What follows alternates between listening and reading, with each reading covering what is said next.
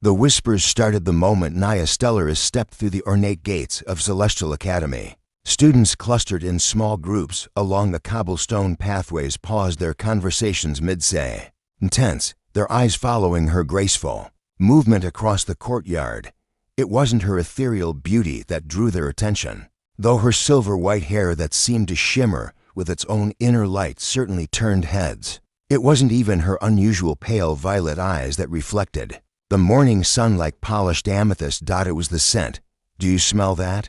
whispered Emma Hartwell to her roommate as they stood near the ancient oak tree that dominated the academy's main courtyard. "It's like, I don't know how to describe it." Her friend, Jade Morrison, wrinkled her nose delicately. "It's strange, not exactly unpleasant, but it makes me feel uncomfortable somehow, like I'm breathing in something that doesn't belong here." The fragrance that emanated from Naya was unlike anything the students had ever encountered. It carried hints of ozone and distant storms, mixed with something that reminded them of cool metal and night-blooming flowers that existed only in dreams. Some students described it as the scent of moonbeams, others as the smell of space itself. But regardless of how they tried to define it, one thing was certain: it made them uneasy in ways they couldn't explain. Naya moved through the crowd with quiet dignity, her posture straight and her expression serene despite the obvious discomfort her presence caused. She wore the standard academy uniform, a deep blue blazer with silver trim, crisp white shirt, and pleated skirt, but somehow the clothes seemed to transform on her frame, taking on an otherworldly elegance that made her appear as though she had stepped out of a fairy tale. "She's beautiful," admitted Marcus Steele, a senior who rarely noticed anything beyond his engineering textbooks. "But there's something about her that makes my skin crawl, not in a bad way, exactly, just unsettling." His friend Trevor nods in agreement. "I heard she transferred from some private academy in Switzerland. Maybe they do things differently there, use different soaps or something." But even as they speculated, more students began to gather at a respectful distance, their curiosity warring with their inexplicable discomfort. The scent seemed to intensify whenever Naya moved, creating an invisible barrier around her that no one dared to cross. Professor Helena Ashworth, the Academy's literature instructor, watched the scene unfold from her classroom window on the second floor. She had encountered many unusual students during her 30-year career at Celestial Academy, but something about this new rival stirred memories she couldn't quite place.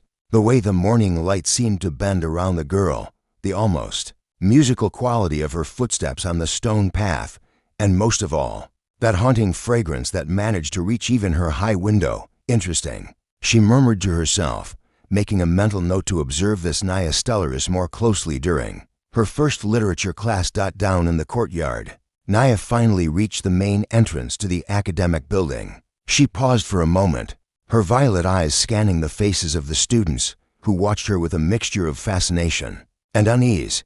For just an instant, her composure seemed to falter, and those closest to her caught a glimpse of something vulnerable and deeply lonely in her expression. "She knows," whispered Luna Torres, a sophomore with an unusual sensitivity to others' emotions. "She knows we're all avoiding her."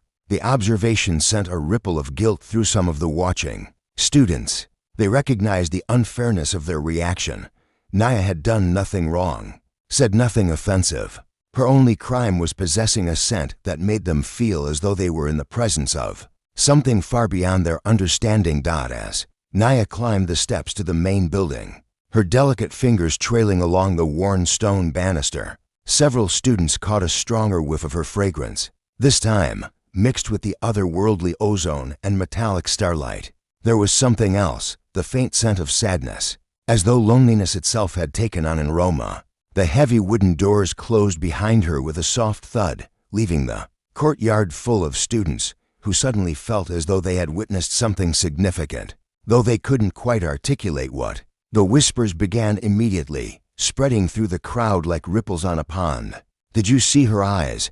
They almost seemed to glow. That scent was stronger when she looked sad, almost like it responds to her emotions. I wonder where she's really from." "Switzerland, my foot. No one smells like that naturally." As the students dispersed to their morning classes, None of them noticed the figure watching from the astronomy tower's highest window. Finn Blackwood had arrived early to check the telescope settings for that evening's stargazing session, but the commotion in the courtyard had drawn his attention. Unlike the others, when the mysterious scent had reached him through the open window, he hadn't felt uncomfortable at all. He had felt homesick, which was strange, because Finn had never smelled anything like it before in his life. Finn Blackwood had always been more comfortable with stars than people. At 17, he possessed the kind of quiet intensity that made him nearly invisible in crowds, a trait he'd cultivated deliberately after years of being the scholarship kid among Celestial Academy's wealthy elite.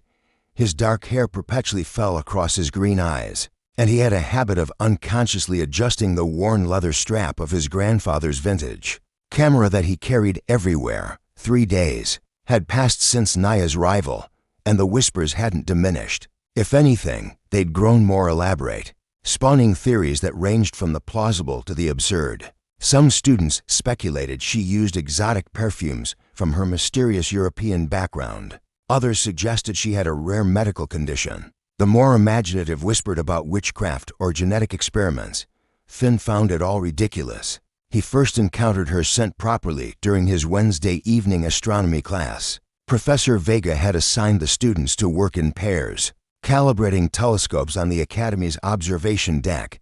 Most students had quickly partnered up, leaving Naya standing alone near the far corner of the deck, her pale figure almost ghostly. Against the darkening sky, Miss Stellaris, Professor Vega called out, consulting his clipboard. "You'll partner with Mr. Blackwood.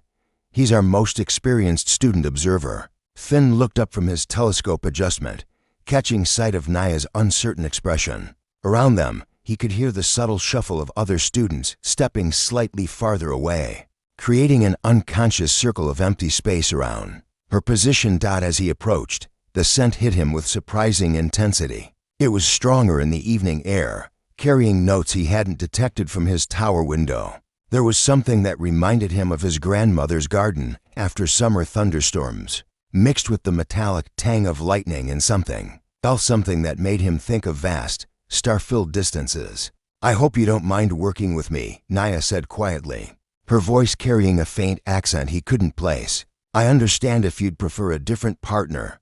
Finn paused, studying her face in the dim light of the observation deck. Her violet eyes reflected the first emerging stars with an almost mirror-like quality, and he noticed that her skin seemed to have a subtle luminescence, as though lit from within. "Why would I mind?" he asked, genuinely puzzled for the first time since her arrival. Naya looked surprised. Because of how I smell. Everyone finds it disturbing." Finn frowned, taking a deliberate step closer rather than farther away. The scent intensified, but instead of discomfort, he felt an odd sense of recognition, as though he were remembering something important that had been forgotten. "You smell like Starlight," he said without thinking, then immediately felt heat rise in his cheeks. "I mean, that probably sounds crazy, but it reminds me of clear nights when the sky is so full of stars. You can almost taste the cosmic dust." Naya's eyes widened, and for a moment, her carefully controlled composure cracked entirely. You don't find it unpleasant?" "No," Finn said honestly, adjusting his telescope's focus to hide his own confusion. "It's actually kind of beautiful. Different, but beautiful." They worked in companionable silence for the next hour, calibrating their equipment and taking initial observations of Jupiter's moons. Finn found himself stealing glances at his partner, fascinated by the way she moved with such precise grace, as though every gesture was choreographed. When she leaned close to peer through the telescope eyepiece, her scent enveloped him completely, and he felt that strange sense of homesickness again, a longing for something he'd never experienced. "You're very good at this," Naya observed, as Finn made minute adjustments to track Jupiter's movement across the sky. "Have you been studying astronomy long?" "Since I was 8, Finn replied, his voice warming with enthusiasm. "My grandfather was an astronomer before he retired. He taught me to read star charts before I could properly read books." "What about you? Do you have experience with telescopes?" There was a pause, and when Finn looked up, he saw an expression of profound sadness cross Naya's features. I've always been close to the stars, she said carefully, though I've never needed instruments to observe them before. Before Finn could ask what she meant, Professor Vega called for the class to conclude their observations. Students began dismantling their equipment and filing back toward the main building. As they worked together to secure their telescope, Finn noticed that other students gave them a wide berth, some shooting curious looks at his apparent immunity to whatever made Naya's presence so unsettling to others. Finn, Naya said as they reached the observation deck's exit. Why aren't you affected like the others? He considered the question seriously, remembering the first time he'd caught her scent from the astronomy tower. I don't know, he admitted, but when I smell it, I don't feel uncomfortable. I feel like I'm supposed to recognize something, but I can't remember what. Naya stopped walking, turning to face him fully, in the light spilling from the building's windows. Her skin seemed to shimmer more noticeably, and her eyes held depths that reminded Finn of looking into deep space through powerful telescopes. That's impossible, she whispered, but there was hope in her voice rather than disbelief. Maybe, Finn said, shouldering his camera bag. But impossible things happen all the time. We just don't usually notice them because we're too busy assuming we understand how the world works. As they parted ways at the dormitory entrance, Naya heading toward the girls' wing, and Finn toward the boys, he found himself already looking forward to their next astronomy class. For the first time in his 3 years at Celestial Academy, he'd found someone who seemed to share his genuine fascination with the cosmos. That night, lying in his narrow dormitory bed, Finn stared out his window at the star-filled sky and tried to understand why Naya's scent reminded him so powerfully of home, when he'd never encountered anything like it before. As sleep finally took him, he dreamed of silver light and vast distances, and somewhere in those dreams, he heard the sound of someone calling his name across the void between stars. In the girls' dormitory across the courtyard, Naya stood at her own window, watching the same stars with eyes that reflected their light like mirrors. For the first time since arriving on Earth, she felt a flutter of something that might have been hope.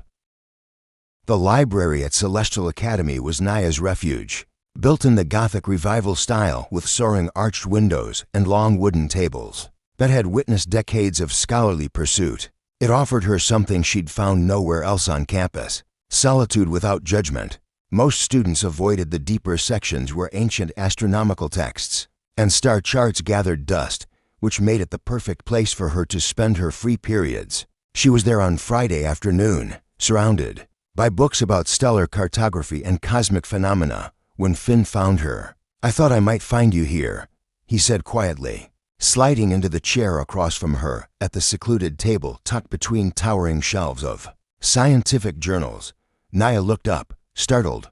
In the 3 weeks since their first astronomy class, together, they'd become easy partners during Professor Vega's sessions.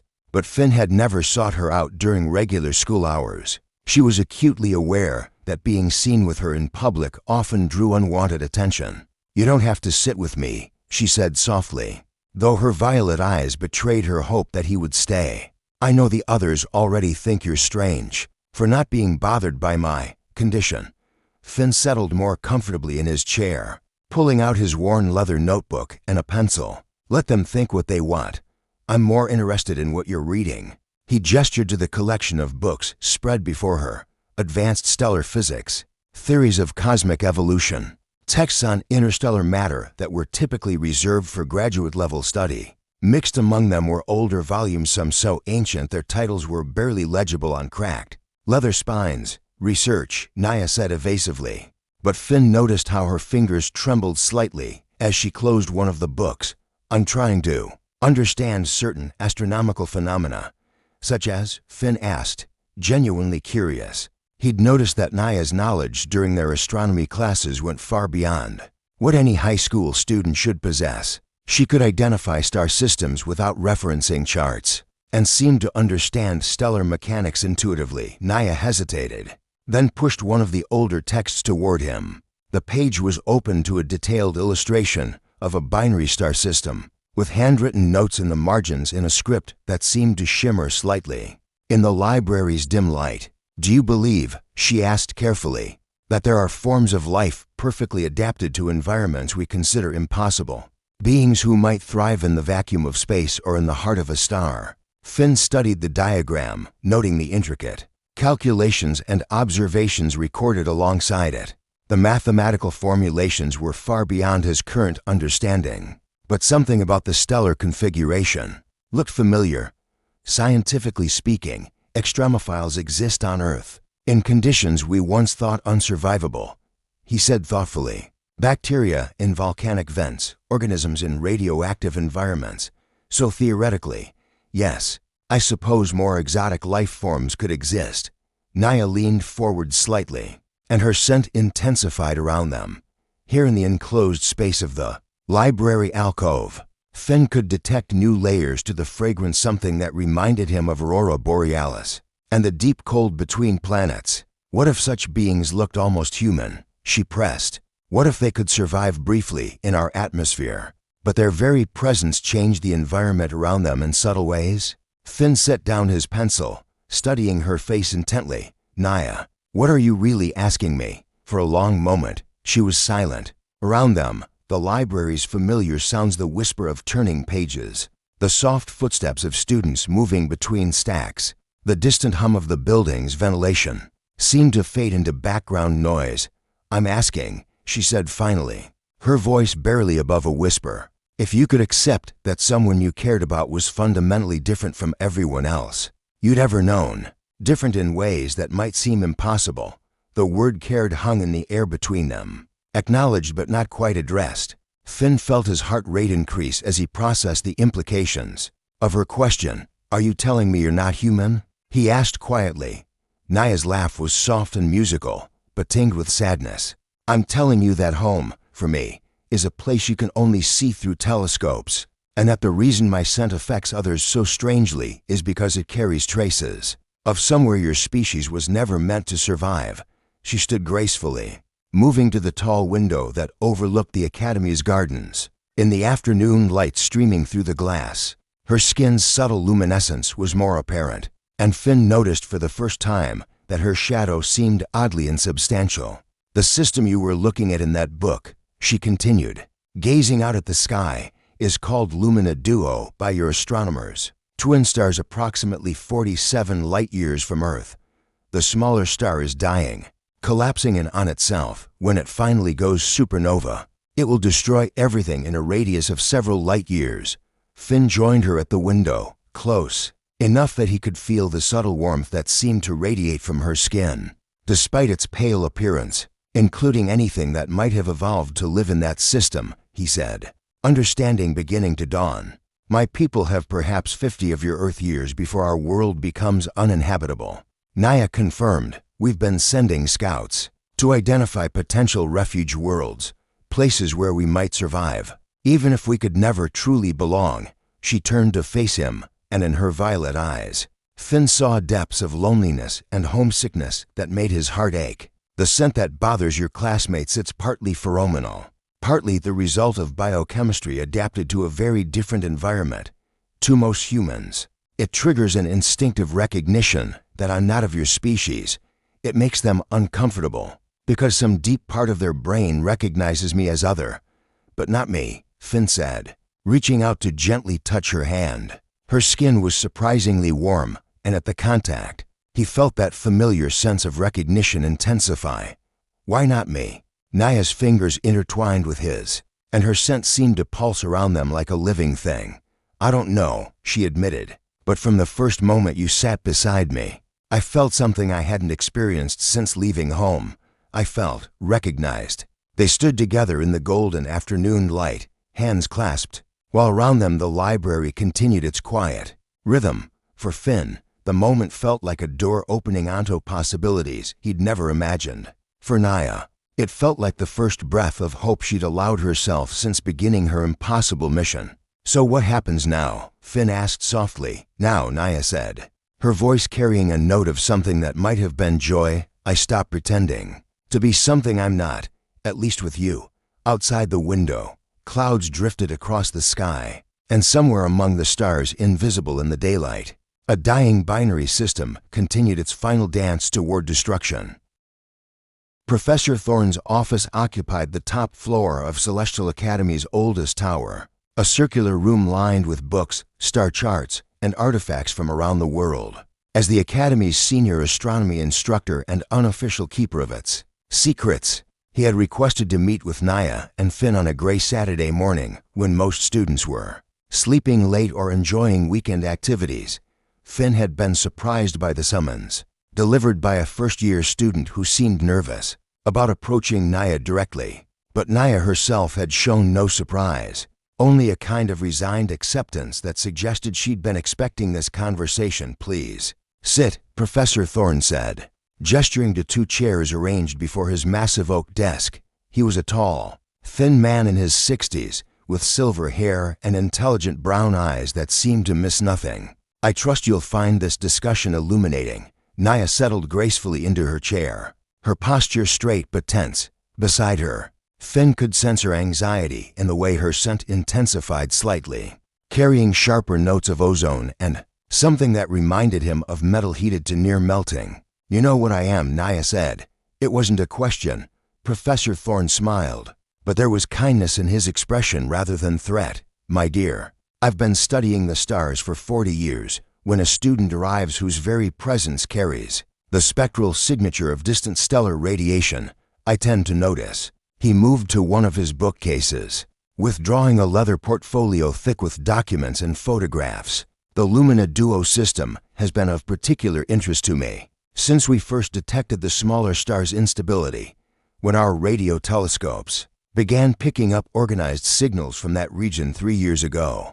I knew we weren't alone in our concern for its fate." Finn felt his understanding of the world shift fundamentally. As Professor Thorne spread photographs across his desk, they showed what appeared to be structured objects in space vessels of some kind, elegant and otherworldly in design. "Scout ships," Naya confirmed quietly. "The first wave was sent to catalog potential refuge worlds. I arrived with the second wave, tasked with closer observation. And you chose to embed yourself in our educational system to study human society." Professor Thorne said approvingly. "Quite ingenious, actually. Though I suspect your mission has become complicated by unexpected factors." His gaze moved meaningfully between Naya and Finn, whose hand had unconsciously moved to rest on the arm of Naya's chair in a protective gesture. "Sir," Finn said, his voice tight with concern, "are you going to report this to the government or something? Because if you're thinking of turning Naya over to be studied, good heavens, no." Professor Thorne interrupted with a chuckle. "Young man, I've spent my entire career hoping for exactly this kind of contact. The last thing I would do is jeopardize it by involving bureaucrats and military officials." He pulled out a detailed star chart, pointing to the Lumina Duo system. "What I am interested in is how we might help. The destruction of an entire civilization is not something any decent being could ignore." Naya's composure finally cracked, and Finn saw tears gather in her violet eyes. "Help," she whispered. "Professor, my people are facing extinction. Our world will be sterilized by radiation in less than 5 decades. Even if we could evacuate everyone, which we can't, where would we go? What world could support millions of beings adapted to stellar radiation and vacuum?" "Ah," Professor Thorne said gently, "but that assumes your people would need to maintain your current physical forms." He moved to another section of his office, retrieving what appeared to be a collection of ancient texts and modern scientific papers. "I've been researching certain theoretical possibilities since I first detected your people's signals. Tell me, Miss Stellarisand, I assume that's not your real name, what do you know about consciousness transfer and adaptive genetics?"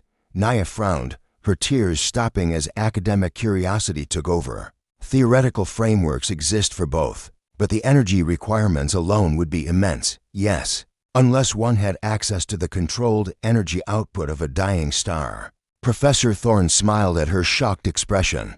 "Your people's predicament might also be their salvation. The same stellar collapse that threatens your world could provide the power necessary for a civilization-wide transformation." Finn struggled to follow the scientific implications, but he understood enough to feel a flutter of hope. "You're talking about changing them into something that could survive elsewhere, like humans?" "Not necessarily humans," Professor Thorne clarified. but perhaps beings capable of existing in human environments while retaining their essential selves. It would require unprecedented cooperation between our species, of course, and considerable time to develop the necessary technologies. Naya was staring at the professor with an expression Finn had never seen before, something between disbelief and desperate hope. Even if such a thing were theoretically possible, she said slowly, why would humans help us? We're aliens, strangers. Our presence changes your environment in ways most of your species finds disturbing. Professor Thorne glanced at Finn, who was looking at Naya with unmistakable affection despite her obvious non-human nature. I think, my dear, that you underestimate humanity's capacity for acceptance when motivated by compassion and curiosity. Young Mr. Blackwood here seems to have adapted to your presence quite well. Finn felt heat rise in his cheeks, but he didn't deny the implication. Naya's scent doesn't bother me, because it shouldn't bother anyone. It's just different, not dangerous. And even if it were dangerous, it wouldn't change how I feel about her. The words hung in the air, more direct than anything he'd said before about his growing feelings. Naya turned to look at him with an expression of wonder, and something deeper, something that made her freckles pulse with soft light. How you feel? She asked softly. Finn met her gaze steadily. I feel like I've been waiting my whole life to meet someone who makes the universe seem bigger and more beautiful than I ever imagined. I feel like your scent reminds me of home, because you are home, even if I never knew it before. Professor Thorne cleared his throat delicately. Perhaps we should discuss the practical implications of interspecies cooperation, both scientific and personal. But neither Naya nor Finn was listening anymore. They were looking at each other with the kind of intensity that made the rest of the world fade into irrelevance, while around them the afternoon light shifted and changed, and somewhere among the stars, a dying sun continued its slow collapse toward transformation. 6 months had passed since that transformative afternoon in Professor Thorne's office. Spring had arrived at Celestial Academy with an explosion of cherry blossoms, and the kind of clear skies that made Finn's heart ache with their beauty. But today, as he stood on the observation deck where he'd first worked beside Naya, his heart was aching for an entirely different reason. The message had arrived through channels Professor Thorne had helped establish, a complex communication system that bounced signals off 3 different satellites before reaching the small receiver. Hidden in the Academy's main telescope, the Luminian Council had approved the Radical Consciousness Transfer Project, and they were ready to begin the first phase of testing. They wanted their scout back. I have to go, Naya had told him that morning, her violet eyes reflecting the dawn light streaming through his dormitory window. She'd taken to visiting him there in the early hours before other students woke, when the campus was quiet and they could speak freely. The initial trials require someone with experience in both worlds, someone who understands human psychology and behavior. Finn had known this moment would come eventually, but that didn't make it easier to accept. Over the past months, their relationship had deepened in ways that transcended the obvious challenges of interspecies romance. Naya's scent had become as familiar and comforting to him as his own skin, and he'd learned to read the subtle changes in its intensity that reflected her emotions. When she was happy, it carried notes of warm summer rain. When she was frightened, sharp ozone that made his hair stand on end. When she looked at him with love, and it was love. Despite the impossibility of it, the fragrance became something indescribable, like breathing starlight itself. Now, as evening approached, they sat together on the observation deck's stone bench, watching the first stars emerge in the darkening sky round them. The familiar sounds of the Academy settling into its nighttime. Rhythm seemed muted and distant. How long? Finn asked, though he wasn't sure he wanted to know the answer. The first phase of testing is expected to take approximately 18 months, Naya said carefully. But if it's successful, if we can prove the consciousness transfer process is viable, then you'll help evacuate millions of your people to somewhere safe, Finn finished. And you'll probably never come back to Earth. Naya's scent pulsed with sadness, the familiar oceanic notes taking on bitter undertones. Finn, I never expected to find what I found here, what I found with you. When I accepted this mission, I thought I was saying goodbye to any possibility of personal happiness. She stood gracefully, moving to the deck's railing, where she could look up at the star-filled sky. Finn joined her, close enough that he could feel the subtle warmth that always surrounded her. "There's something else," she said quietly. "Something I haven't told you about the consciousness transfer process." Finn felt a chill of premonition. "What?" "It's not just about moving Luminian consciousness into human-compatible forms," Naya explained. "The technology works both ways. A human consciousness could theoretically be adapted to survive in our environment, to exist among the stars themselves." The implication hit him like a physical blow. "You're asking me to come with you." "I'm telling you it's possible," Naya corrected, turning to face him. In the starlight, her skin seemed to glow more intensely, and her eyes held depths that reminded him of looking into the cosmic void. "The choice is entirely yours, and it's not one you have to make now. But Finn, if the process works, if my people can be saved, you're offering me the chance to literally reach for the stars." He said wonderingly. "I'm offering you the chance to be with me," she said simply. "Whatever that might mean, wherever it might lead." For a moment, Finn couldn't speak. The magnitude of what she was suggesting overwhelmed him, abandoning his human life, his home world, everything familiar, to venture into a form of existence he couldn't even properly imagine. "What would I become?" he asked finally. "Something new," Naya admitted.